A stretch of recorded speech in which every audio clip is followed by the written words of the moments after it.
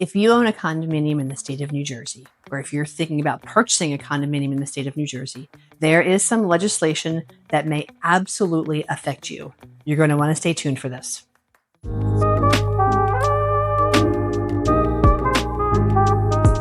Hey, Helen Ann here, and thanks for tuning in to Living at the Jersey Shore, our YouTube channel. Please like us, subscribe, and listen up. We've got some great information that we're going to be diving into today. Governor Murphy passed some legislation back in January that is called the Structural Integrity and Reserve Bill. This bill was passed to really preserve the structural integrity of condominium buildings across our state. In Florida, in November of 2021, you may or may not have heard of a condominium association, a building that collapsed. It was called the Champlain Towers South. It was very tragic. This was a case of a condominium association who was aware that there were some structural issues within their building. The association was aware, meaning the homeowners. The board was aware. The local municipalities were aware. There was a lot of fighting about how they were going to resolve these issues, and while they were fighting and arguing, the building collapsed. Massive devastation. A lot of people died. Very unnecessary. Bipartisan legislation came about in the state of New Jersey saying, we don't want this to happen here. We have a lot of condominium buildings. We have a lot of resort real estate. Let's protect our residents. Let's protect our owners. Legislation was passed that is essentially a 4-part bill. First part of that bill requires periodic structural inspections. The second part of that bill requires for capital reserve studies. The third part of that bill requires for capital reserve funding. And the fourth part of that bill talks about maintenance. So 4 separate components. The first component, structural reserve studies. Structural reserve study is not going to be affected by everyone. The structural integrity study is going to have to be done for buildings that are more than 15 years old. This is going to be for buildings that are steel, concrete, masonry, or heavy timber construction. This will not apply to buildings that are primarily stick-built construction. Now, as I was reading through the bill, it truly was very confusing because a part of the bill says that a covered building is considered part of the bill.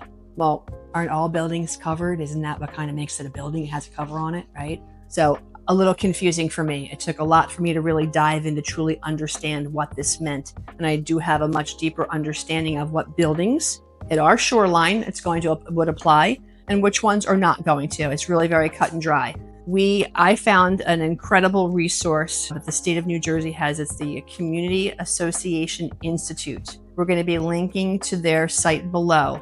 On their website, great information. I want to make sure that all community association members are aware of this resource and aware of this website to use as a resource, because this is going to be something that you can go back to and educate yourselves. I was very curious that now we have a bill that has now been enacted.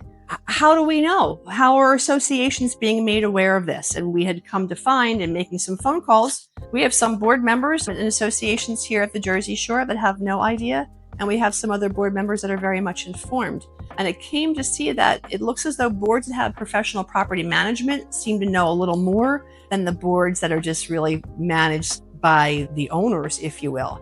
And as you and I all can certainly agree, many of the people that are serving on our boards are second homeowners. They truly don't realize the fiduciary responsibility that they're taking on when they do elect to serve on their board. So getting back to the bill and getting back to this structural integrity reports that are going to be done, essentially how this is going to go down. If you have a steel or concrete building, you're going to have your board reach out to an engineer. The state of New Jersey does not specifically license structural engineers. Any professional engineer or architect that has structural experience can do the inspection. Essentially, once the inspection is done, they're going to be looking at the structure. They want to make sure that your structure is safe. Once the inspection is done, they're going to supply that copy of the report to the board. The board is then in turn supposed to provide a copy of that report to all the association members. Somehow, and it's not specifically defined, the report is now supposed to get into the hands of a local municipality. And it is going to be up to the local municipality's governing body to then enforce these reports. Made a few phone calls to some governing bodies. there's a little bit of not some continuity as to exactly how this is going to be enforced. It's always interesting when we have something new, a new law that's coming into play or a new rule that's coming into play. It's curious to see the actual practicality of what this is going to, how this is going to work out, how this is going to play out. And it seems as though the state of New Jersey is essentially making the enforcement of these reports on the local municipalities' governing bodies, whoever they may be, whether it's a construction office, a zoning office. It's going to be up to that local municipality to decide and then talk about how they're going to enforce going forward. I have more, I think, questions and answers at this point with regard to that for the local municipalities in terms of how they're going to be handling it. I have come to find that we have something that we tend to see. It's called familiarity blindness. And you guys can all agree. You walk around, we kind of put our blinders on. We don't always see the things that are wrong in our buildings. I've lived in buildings here in the Crest. I know what it's like to be a part of a piece of a pie. And sometimes you're just kind of coming and going, and you're walking past stuff and you're not looking at it. Now we want to make sure that things that might be, that we're not really paying attention to, are not ultimately going to cause some sort of harm to somebody going forward. So we covered what they are, who's going to be affected by it. Please look at the link below by the Community Associations Institute of New Jersey. They seem to be a real resource for consumers. Oh, another thing that I want to mention on with regard to enforcement, starting this January, condominium associations whose buildings are covered are going to have these reports done. January 1st of 2025 is when the structural component of the bill is going to be enforced. Again, exactly how the enforcement is going to happen is not crystal clear. Something that I find very curious, and you as board members may want to think about, is this something that your association insurance company is going to ask for a copy of before they're going to be willing to issue you your insurance renewal for your pastor policy?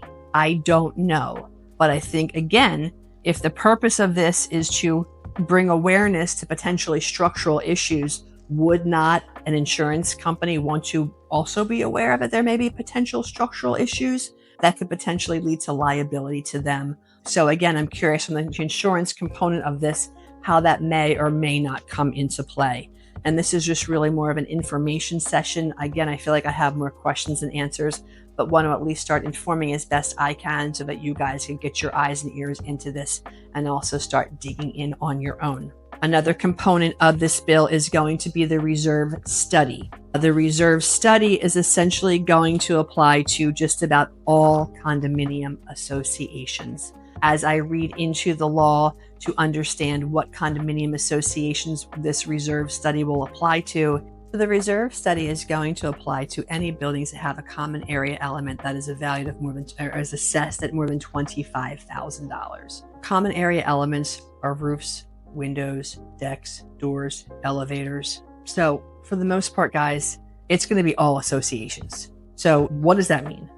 Every 5 years, your condominium association, and this law for the condominium reserve studies will not be enforced until January of 2026. That way it will give you folks a little more time to go ahead and get that reserve study done, because the reserve study done, that capital reserve study, is essentially going to be applicable to all associations, not just those that are steel, brick, concrete construction, but all associations. The purpose of this, again, how does this go down? What does this look like?